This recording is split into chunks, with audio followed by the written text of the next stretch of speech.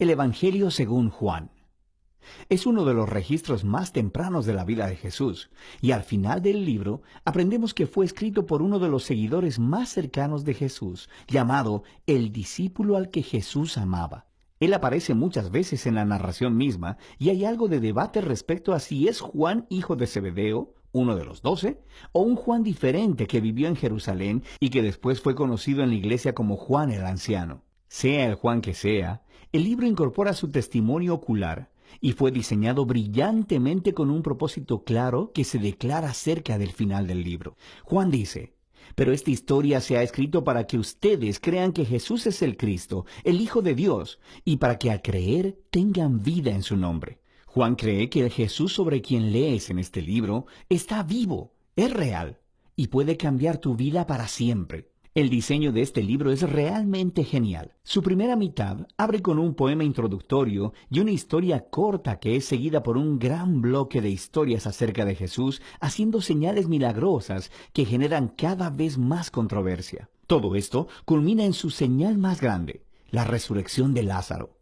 la cual provoca la controversia más grande, donde los líderes de Israel deciden matar a Jesús.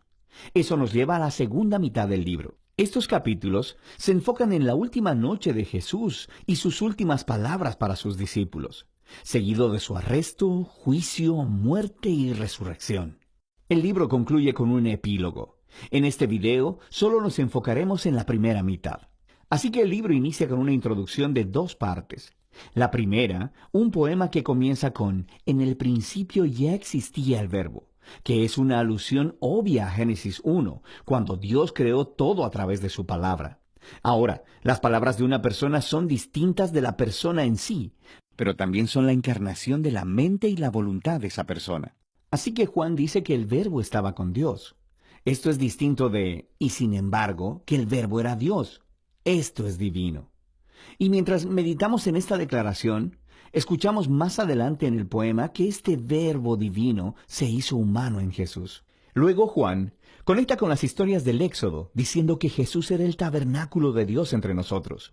La gloriosa presencia divina que estaba sobre el arca del pacto se hizo humana en Jesús, lo que lleva a su última declaración, que el único y verdadero, el Dios de Israel, consiste en Dios el Padre y el Hijo que se ha hecho humano para revelarnos al Padre. Mientras consideramos estas asombrosas declaraciones, empezamos a escuchar una historia acerca de cómo Juan el Bautista se encontró con Jesús por primera vez y luego guió a otras personas a encontrarse con él y a convertirse en sus discípulos.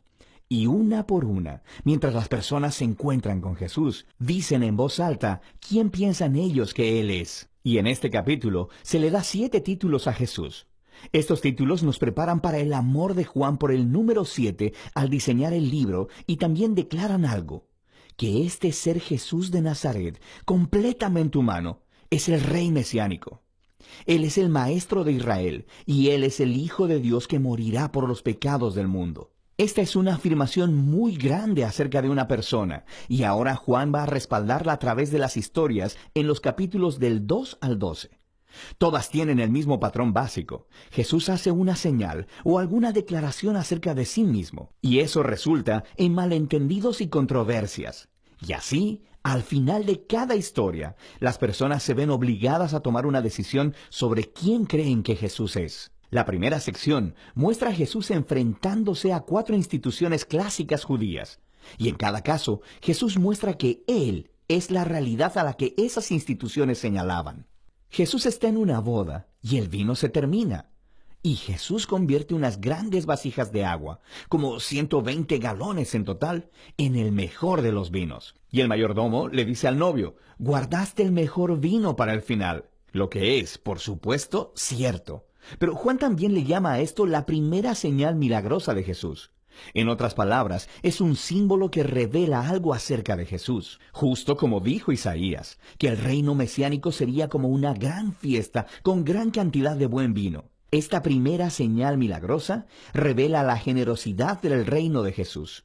Después, Jesús se dirige al templo de Jerusalén. el lugar donde el cielo y la tierra se supone que deben unirse y donde Dios se encontraría con su pueblo. Y Jesús ejerce su autoridad sobre él, expulsando a todos los cambistas, deteniendo las ofrendas de sacrificio, y cuando los líderes del templo lo amenazan, él dice: destruyan este templo y en 3 días lo levantaré. Jesús está declarando que su muerte sacrificial venidera es el lugar donde el cielo y la tierra verdaderamente se unirán. Su cuerpo, que será asesinado, es la realidad hacia la que el edificio del templo apunta. Luego Jesús tiene esta conversación durante toda la noche con un rabí llamado Nicodemo, que piensa que Jesús es igual que él, otro rabí y maestro para Israel. Pero Jesús dice que Israel necesita mucho más que simplemente otro maestro con nueva información. Israel necesita un nuevo corazón y una nueva vida. O en sus propias palabras, nadie puede experimentar el reino de Dios sin haber nacido de nuevo. Jesús cree que los humanos están atrapados en una red de egoísmo y de pecado que lleva a la muerte. Pero Él también sabe que Dios ama a este mundo, así que Él está aquí para ofrecer al pueblo un nuevo nacimiento, una nueva oportunidad de vivir. Desde aquí, Jesús viaja al norte y termina en un pozo sagrado, conversando con una mujer samaritana. O sea que no es judía. Ellos empiezan a hablar acerca del agua del pozo, la cual Jesús cambia en una metáfora acerca de sí mismo. Él dice que Él está aquí para traer agua viva, que puede transformarse en una fuente de vida eterna.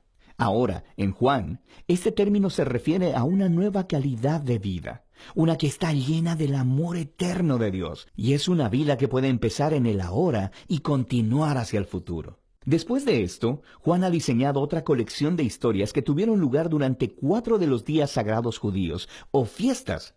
Y de nuevo, Jesús utiliza las imágenes relacionadas con las fiestas para hacer declaraciones acerca de sí mismo. Primero, Jesús sana a un hombre paralítico en el día de reposo, lo que desata una controversia con los líderes judíos sobre trabajar en el día de reposo. Y Jesús dice que es su Padre quien está trabajando en el día de reposo, así que Él también. Y ellos entienden lo que Jesús está diciendo. Él estaba llamando a Dios su Padre, haciéndose igual a Dios. Así que quieren matarlo. La siguiente historia tiene lugar durante la Pascua, la fiesta que volvía a contar la historia del Éxodo con la cena simbólica del Cordero, el pan y el vino. Y Jesús, milagrosamente, provee comida para una multitud de miles de personas, lo cual resulta en que la gente le pida más pan. Y luego Jesús declara que Él es el verdadero pan, y que si ellos comen de Él, descubrirán la vida eterna. Y esto ofende a muchas personas que dejan de seguirlo. Después de esto, hay un bloque de historias ambientadas en Jerusalén durante la fiesta de los tabernáculos, la cual volvía a contar la historia del camino de Israel por el desierto, mientras Dios los guiaba con la columna de nube y fuego y les daba agua en el desierto. Y Jesús se levanta en los atrios del templo y exclama: «Si alguno tiene sed, venga a mí y beba». Y luego Él dice: «Yo soy la luz del mundo». Está diciendo que Él es la presencia iluminadora de Dios y el regalo de vida de Dios para su pueblo. Y algunos le creen y le siguen, pero otros se ofenden.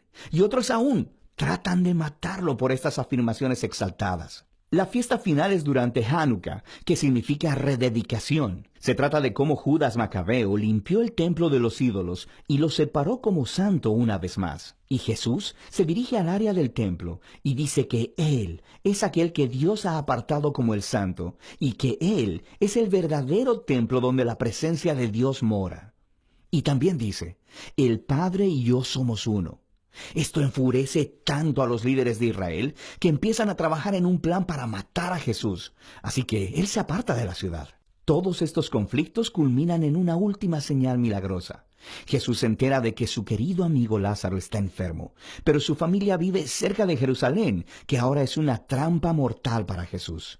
Jesús pudo haberse quedado lejos y hubiera salvado su propia vida, pero Él ama a Lázaro, por lo que una vez que se entera de que Lázaro murió, Él va a resucitarlo de los muertos y le llama a que salga de la tumba, sabiendo que esto le costará su propia vida. Y por supuesto, las noticias de esta maravillosa señal se esparcen rápidamente. Y justo como Jesús sabía que sucedería, los líderes de Jerusalén escuchan lo que pasó y empiezan a conspirar para asesinarlo. Así que él entra en Jerusalén como el rey de Israel, quien es rechazado por sus líderes. Entonces, la primera mitad de Juan termina con esta historia acerca de Jesús entregando su vida como un acto de amor por su amigo. Y esto, por supuesto, también es una señal que apunta hacia la cruz, la cual exploraremos con más detalle en el siguiente video. Pero por ahora, esta es la primera mitad del Evangelio de Juan.